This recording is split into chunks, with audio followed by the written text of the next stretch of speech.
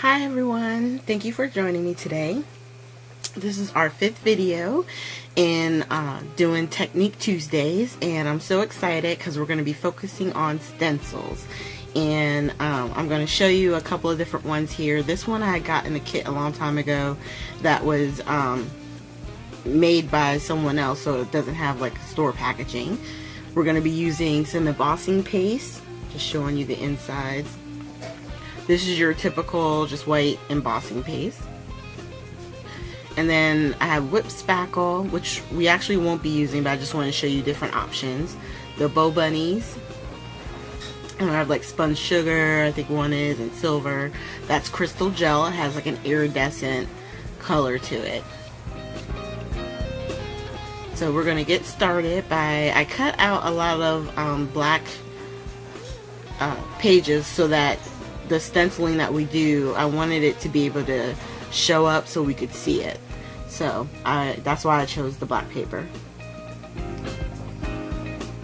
Now what I'm going to do is just take a little bit of this bow bunny and I'm just spreading it over. It spreads, I would say the bow bunny is very easy because it's thinner than the other paste. So you really don't need a whole lot, and anything that you scrape off as you're spreading it, you can put it back into the container. So that's what you see me doing there, just trying to going through, getting up any extra embossing paste that may be on there, and then putting it back in the container. Now I stopped for a brief second because what you want to do is go and clean off your stencils, your utensils that you're using as quick as possible. Now back here, I come back where it's dry. You can see the dimension off the paper. It's really quite pretty. Now the other method of using your stencils besides the paste is going to be distress inks. You can use your dye inks, anything that would be more of a quick dry, where you wouldn't have to worry about cleaning it off or clearing it off very quickly. Now with the dye inks, I will say this, I can't guarantee that it won't stain your stencil, but you can always try them. I know with distress inks, because they react with water, they're easier to clean off your stencil. And what I'm doing here is I'm using a banding coral, and what I was trying to do with this was to have it be darker at the top, and then as it comes down have the wording kind of fade out. So once I went down, I went back up to the top to put more ink on it to make that darker, and then when I pulled it off, there you have the wording, which would make a really nice background for any card that you're working on, So, using the same, I turned over and wanted to show you what it would look like to do a pattern, a very detailed geometric pattern. So, because of this pattern, I did use some washi tape to hold down the stencil because I didn't want to have to worry about it moving around and all that other stuff. So I'm going to take the same distress ink color and I'm just going to cover the entire cardstock.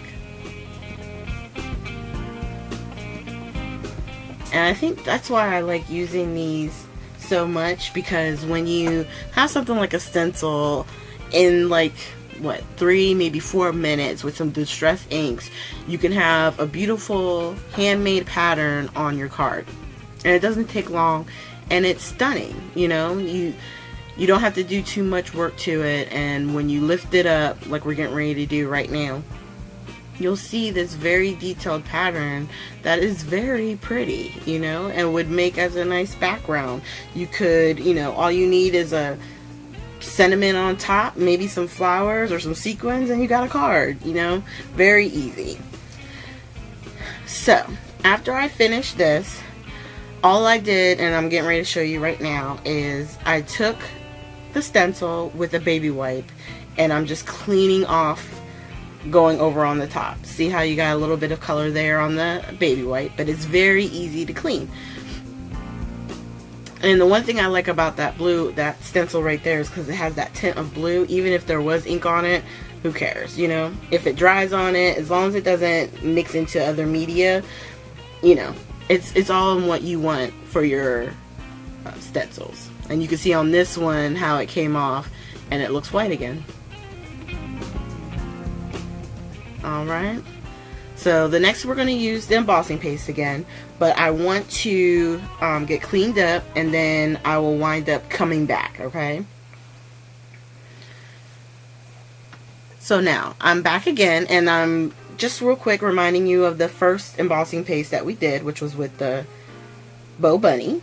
Now this one is a falling snow stencil, and I'm taking the washi tape again to hold it down. And I only do that when there's a lot or a bigger pattern. I do that only because I don't want it to be moving very crazy on me. And since those two embossing pastes are basically the same thing, I'm going to use the one that I've actually had open and have been using. Okay. And you can see I had way too much, but I just wanted to make sure I had enough to cover the entire front of the stencil. And what I did was, when I decided to do this portion, you can't see it, but off to the side I have a bucket with soapy warm water in it. So every time I take the stencils off on this section and put it to the side, it's actually going into the bucket, so that way when it comes time to clean everything, it's super simple and easy. And look at that. Can you imagine? Like, what if we did that with stars? And it would be a starry night, or, you know, this is snow falling at night. So it really creates an interesting background. And you can use that for any holiday or any time. It doesn't have to be for, you know, Christmas or winter because it's falling snow. That's just a very interesting pattern. For this next one, I want to show you that you can color your embossing paste. So I took out the carved pumpkin. That was one of the new colors from last year, and I just smushed it on this laminated cardstock that I have, that I kind of keep on my desk in cases like this, if I decide I wanted to mix or use distress inks for watercolors, anything like that. It's just always right there. So all you do is you lay down your embossing paste and you mix it up. Now with this one, obviously you're not going to put it back into the jar because it's been tainted, it's been colored. So with this one, I try to put down, you know, as best I can, the exact amount that I want to use. I grabbed another stencil. We're going to tape it down real quick using the same tape. I didn't peel off any more. I'm just using the same pieces that I took off the last one. And I decided to put it on the side there because there wasn't a whole lot down at the bottom. And all you do is you spread it just like you would, you know, any other piece. Now because this was a bigger piece, I probably should have put down a little bit more embossing paste, but you'll see I was able to get a good coverage and not have to get any more color out and try and match, you know, tones or anything like that. So I just tried to smooth it out, and then any place where there were like little holes, try to get some more of the, you know, spread the embossing paste around so that way it would look even as possible.